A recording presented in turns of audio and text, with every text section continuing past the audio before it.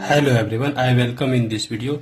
आज हम बात करेंगे नॉन कम्युनिकेबल डिजीजेज के बारे में। ओके, और ये है अपना फूड एंड हेल्थ चैप्टर 5 है।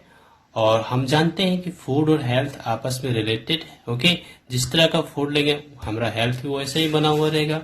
तो गुड हेल्थ के लिए हम लोगों को बैलेंस डाइट चाहिए, जो कि हम पिछली वीडियो में पढ़ चुके हैं। अगर वो वीडियो नहीं देखे तो उसका लिंक आपको मिल जाएगा डिस्क्रिप्शन बॉक्स में, और आई बटन को क्लिक कीजिए, वहां भी मिल जाएगा। चलिए, तो हम आगे बढ़ते हैं इस वीडियो में आज। और अगर वीडियो अच्छा लगता है तो प्लीज इस वीडियो को लाइक कीजिए, दूसरों के साथ शेयर कीजिए और कमेंट भी कीजिए। ओके, आइए। तो नॉन कम्युनिकेबल डिजीजेस क्या होते हैं? तो कम्युनिकेबल का मतलब होता है फैलना। ओके, फैल जाना। तो यहाँ पे नॉन लगा हुआ है। नॉन कम्युनिकेबल मतलब जो डिजीज न फैले। वैसे डिजीज जिसका पर्सन टू पर्सन स्प्रेड होना संभव नहीं हो, उसको हम कहेंगे नॉन कम्युनिकेबल डिजीज। क्या हम डेफिनेशन यहाँ पे लिखेंगे? देखिए, डिजीजेज, ओके, हम लिखेंगे डिजीजेज विच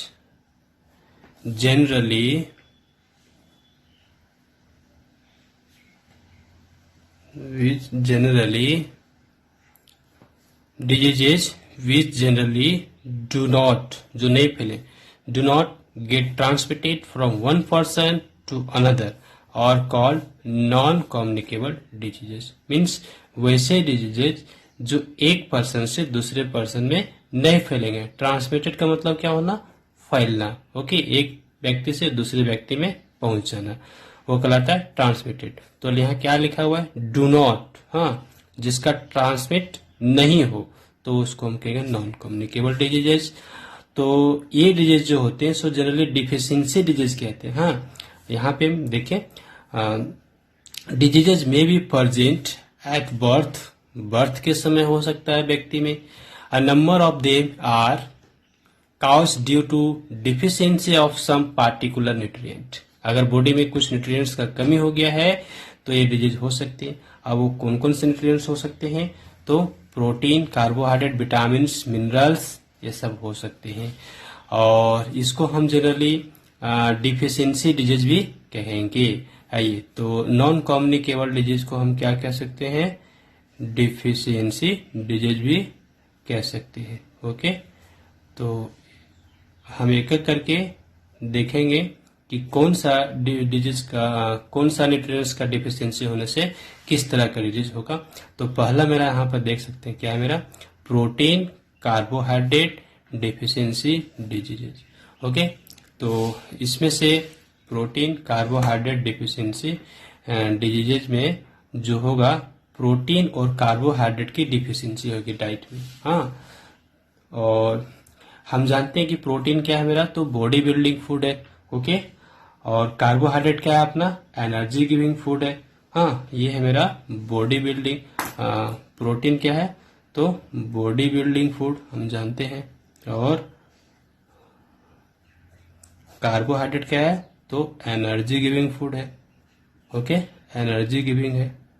अब अगर ये दोनों का डिफिशियंसी होता है तो हम उसको क्या कहेंगे? Protein carbohydrate deficiency disease. आप देखिए, एक हेल्दी चाइल्ड को दिखाया गया है, ओके, और एक वीक चाइल्ड को दिखाया गया है।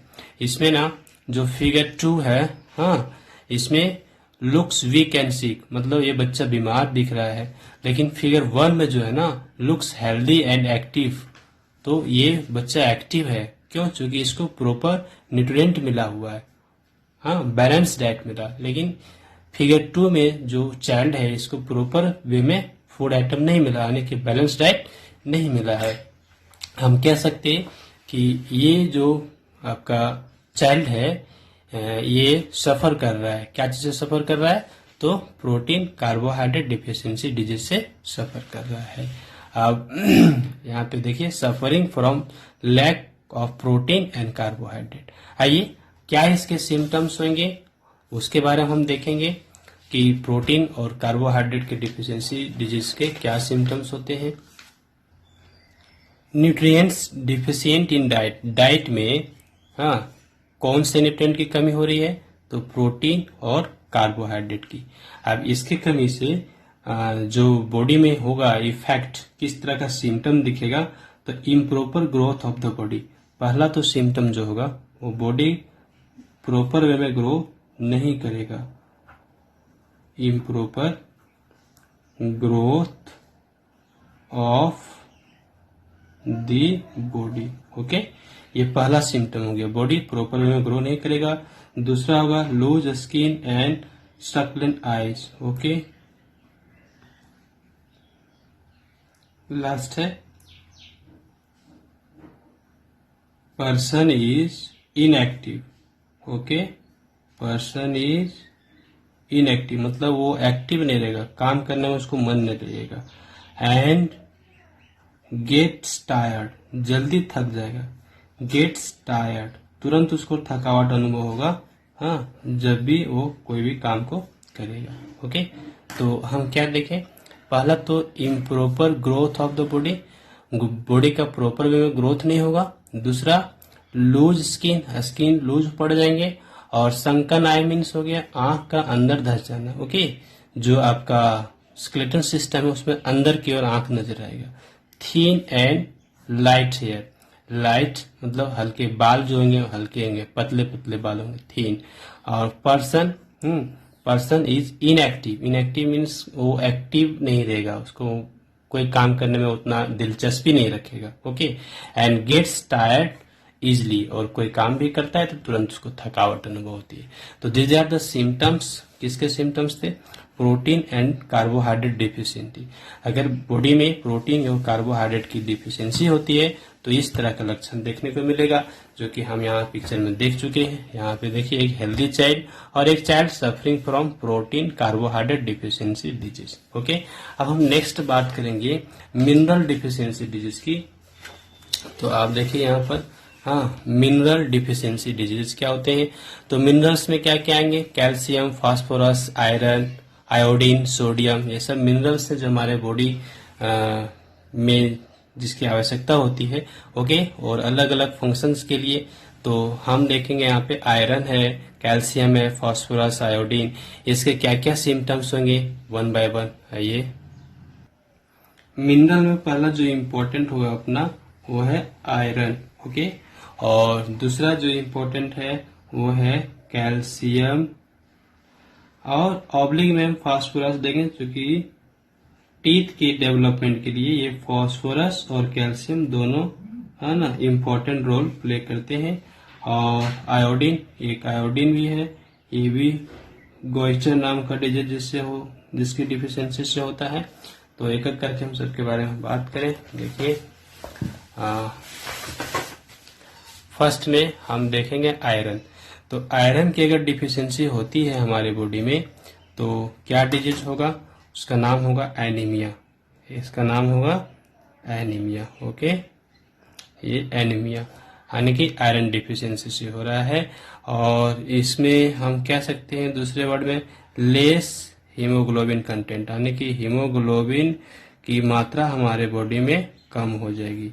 ओके, तो लेस हीमोग्लोबिन होगा बॉडी में। क्या सिम्टम्स होगा, तो पहला सिम्टम्स होगा लुक्स वीक एंड पेल, जो पर्सन है वो बहुत ही कमजोर दिखेगा, looks weak and pale. Okay, उदास नजर आएगा। नेक्स्ट हम बात करेंगे सेकेंड, क्या इसका होगा लक्षण, हाँ, गेट्स टायर्ड, बहुत जल्दी थक जाएगा। Okay, gets tired very easily. और थर्ड भी लक्षण होगा इसका, is prone to different infections. Okay, is prone to different infections मतलब अलग अलग तरह के इन्फेक्शन उसके बॉडी में आने शुरू हो जाएंगे। तो ये कुछ लक्षण से जब आयरन की डिफिशियंसी होगी तो एनीमिया डिजीज होगा, और एनीमिया डिजीज का ये लक्षण हुआ अपना बॉडी में। ओके, इससे हम पहचान सकते हैं कि पर्सन जो है सो एनीमिया से सफर कर रहा है, यानी कि लैक ऑफ आयरन है। दूसरा हम कैल्शियम डिफिशियंसी की बात करें तो बेसिकली ये टीथ पर अटैक करेगा। ओके, टीथ जो कमजोर हो जाएंगे हमारे, तो हम क्या ले सकते हैं, weak. Okay, weak teeth, teeth कमजोर होगा, इसका पहला लक्षण होगा। और टीथ में जो शाइनिंग है वो भी खत्म हो जाएगा, हाँ, लूज देयर शाइन। जो दांत हैं वो अपने चमक को खो देंगे, ये इसके लक्षण होगी। और दूसरा हम बात करें तो weak and soft and fragile bone, जो बोन्स हैं हमारे बॉडी के वो भी कमजोर होंगे, सॉफ्ट होंगे। ओके, चोट पड़ने पर तुरंत ये टूट जाएंगे। हाँ, तो ये लक्षण हुए डिफिशियंसी, किसके डिफिशियंसी की? तो कैल्शियम की डिफिशियंसी की। कैल्शियम और फास्फोरस की डिफिशियंसी अगर होती है तो वीक टीथ एंड टीथ जो है अपना साइन लूज कर जाएंगे और weak soft and fragile bones होंगे, मीन्स बोन्स कमजोर रहेंगे। और जो अगला मेरा ये मिनरल है, ये है आयोडीन, ये भी इम्पोर्टेंट है। और अगर इसकी डिफिशियंसी होती है बॉडी में तो जो डिजीज होगा उसका नाम होगा गोइटर। ओके, अब मैं गोइटर डिजीज को, हाँ, क्या होता है ना, नेक रीजन में स्वेलिंग हो जाता है, तो इसको हम लिख सकते हैं enlargement of glands in neck. Okay, enlargement of glands in neck region. आप, मैं इसका पिक्चर दिखाऊंगा आपको, आप देखिए बुक्स में दिया हुआ है, ये आप देख सकते हैं यहाँ पर। जो पर्सन आप देख पा रहे हो, ओके, इसका नेक रीजन में क्या हुआ है, स्वेलिंग हो गया। हाँ, enlargement of the glands in the neck region, person is suffering from goitre. Okay, so इसका क्या हम सिम्टम्स लिखेंगे? तो सिम्टम्स हम लिख सकते हैं swelling in the neck reason. पहला हम लिखेंगे swelling in the neck reason, मतलब गर्दन के आसपास का जो एरिया है वो मतलब लार्ज हो जाएगा, इनलार्जमेंट होगा, तो swelling in the neck reason. और दूसरा रिटार्डेड, ओके, रिटार्डेड ग्रोथ, मतलब ग्रोथ भी प्रॉपर वे में नहीं होगा, एज के अकॉर्डिंग ग्रोथ नहीं होगा। रिटार्डेड मीन्स लेट से ग्रोथ होना, धीरे धीरे ग्रोथ होगा। हाँ, और लास्ट में होगा मेंटल डिसऑर्डरनेस, मतलब मानसिक रूप से वो पर्सन जो है मानसिक रूप से डिसऑर्डर होगा। मेंटल डिसऑर्डरनेस कहने का मतलब दिमाग ठीक ढंग से काम नहीं करेगा, पढ़ाई लिखाई में मन नहीं रहेगा। ओके, मेंटल डिसऑर्डरनेस हो गया, मानसिक रूप से कमजोर हो जाना, सोचने समझने की शक्ति कम हो जाएगी। रिटार्डेड ग्रोथ प्रॉपर वे में नहीं होगा, एज के अकॉर्डिंग ग्रोथ नहीं होगा। और swelling in the neck reason में स्वेलिंग अभी आपको पिक्चर में दिखाया। और इसके बाद हम बात करेंगे विटामिन डिफिशियंसी डिजीजेस की। ओके, तो कौन कौन से डिजीज हैं जो विटामिन के डिफिशियंसी के कारण होंगे ये हम देखेंगे यहाँ पर। और हम जान रहे हैं कि मेन विटामिन क्या क्या हैं, तो देखिए विटामिन पहले ए और बी, सी और ये अपना डी। ओके, ये मेन विटामिन है हमारे बॉडी में, इसकी रिक्वायरमेंट है। तो विटामिन ए की अगर कमी होती है, डिफिशियंसी डिजीज, तो इसको हम क्या कहेंगे, नाइट ब्लाइंडनेस कहेंगे। ओके, अगर विटामिन ए की डिफिशियंसी होती है बॉडी में तो हमको क्लियर दिखाई नहीं देगा रात के समय में, इसलिए इसको हम इस तरह के डिजीज को क्या नाम देंगे, नाइट ब्लाइंडनेस। ओके, और इसका क्या सिम्टम होगा, तो सिम्टम होगा पहला unable to see in dim light, जो पर्सन है वो उसको डीम लाइट मतलब कम लाइट में दिखाई नहीं देगा। जैसे रात के समय में लाइट कम होता है तो आप, है ना, उसको बढ़िया से दिखाई नहीं देगा। और unable to see in dim light. Okay, हाँ, अगर प्रॉपर लाइट होगा तब तो देख सकता है, लेकिन अगर डीम लाइट होता है, लाइट कम होता है शाम के समय में, अंधेरे के समय, तो उसको दिखाई नहीं देगा। नाइट ब्लाइंडनेस का पहला लक्षण हुआ। दूसरा हम कह सकते हैं डलनेस इन आई, आंख जो है उसमें डलनेस आ जाएगा, मतलब वो रौनक नहीं रहेगा आंख में, जो चमक होनी चाहिए आंखों में वो चमक नहीं रहेगा। ओके, ये कुछ लक्षण है। और हम कह सकते हैं ड्राई एंड स्कैली स्किन, जो स्किन होगा, हाँ, स्किन समझ रहे हैं, तो ड्राई स्किन होगा, ड्राई स्किन। अब हम दूसरे विटामिन की बात करेंगे। ओके, तो हम समझ गए कि नाइट ब्लाइंडनेस क्या होता है। अब दूसरा विटामिन है मेरा बी, और विटामिन बी की अगर डिफिशियंसी होती है तो इसके कारण जो डिजीज होगा उसका नाम है अपना बेरी। ओके, बेरी, ये देखिए, तो बेरी में क्या होगा ना, एक्सट्रीम वीकनेस, पर्सन के बॉडी में बहुत ज्यादा वीकनेस होगा। एक्सट्रीम वीकनेस मीन्स बहुत ज्यादा वीकनेस होना, वो पर्सन बहुत अपने आप को कमजोर महसूस करेगा। और दूसरा हम लिख सकते हैं बॉडी पार्ट्स हो सकता है काम ना करे, तो पैरालिसिस ऑफ बॉडी पार्ट्स ये भी होगा। Okay, paralysis of body parts means body का कुछ पार्ट्स काम न करे, काम करना बंद कर दे, ये इसके लक्षण हुए। और सी जो है वो विटामिन सी की डिफिशियंसी अगर होती है तो इससे जो डिजीज होगा उसका नाम होगा अपना स्कर्वी। ये देखिए, ओके, स्कर्वी। अब स्कर्वी डिजीज का क्या लक्षण होगा, तो ये जनरली गम्स में हमको लक्षण दिखाएगा। Okay, swollen and bleeding gums, gum से ब्लीडिंग हो सकता है, और टीथ अपना लूज होगा। तो मैं लिखता हूँ एक एक करके इसके सिम्टम्स को, आप ध्यान दीजिए। स्वेलन एंड ब्लीडिंग गम्स, मसूड़ों से खून आना। ओके, ये लक्षण हुआ। और लूज टीथ, टीथ जो है वो लूज कमजोर होंगे। ओके, और मजबूती से नहीं होगा। और पेन इन द ज्वाइंट्स, जहाँ पे ज्वाइंट्स हैं, बॉडी में बहुत सारे ज्वाइंट्स प्रेजेंट हैं, तो वो सब ज्वाइंट्स में क्या होगा, पेन हो सकता है। और लास्ट है अपना जो ये विटामिन डी, और इसकी डिफिशियंसी जो डिजीज होगा इसका नाम होगा रिकेट्स। Okay, rickets. और रिकेट्स के क्या लक्षण होंगे, तो इसमें भी हम 2 लक्षण एटलीस्ट लिख देता हूँ, आपको बेस्ट होगा। सॉफ्ट एंड वीक बोन, सबसे जो इसका लक्षण होगा सॉफ्ट एंड वीक बोन, तो बोन्स कमजोर होंगे। और दूसरा क्या होगा, बो शेप लेग होगा। ये देखिए, बो शेप लेग, तो ये जनरली 3 to 3 इयर्स के जो एज ग्रुप है बच्चे, उसमें ये देखने को मिलता है। मैं आपको दिखाता हूँ, आप एक एक डिजीज का देखिए। ये स्कर्वी है, इसमें मसूड़ों को आप देख पा रहे हो। यहाँ पर क्या है ना, गम्स जो है उसमें ब्लीडिंग हो रहा है, टीथ वीक है, ये हो गया अपना स्कर्वी डिजीज का लक्षण। और इधर आप राइट साइड देख रहे हैं रिकेट्स, ये बो शेप लेग है ना, मुड़े हुए है ना लेग्स, ये बो शेप लेग है। तो आप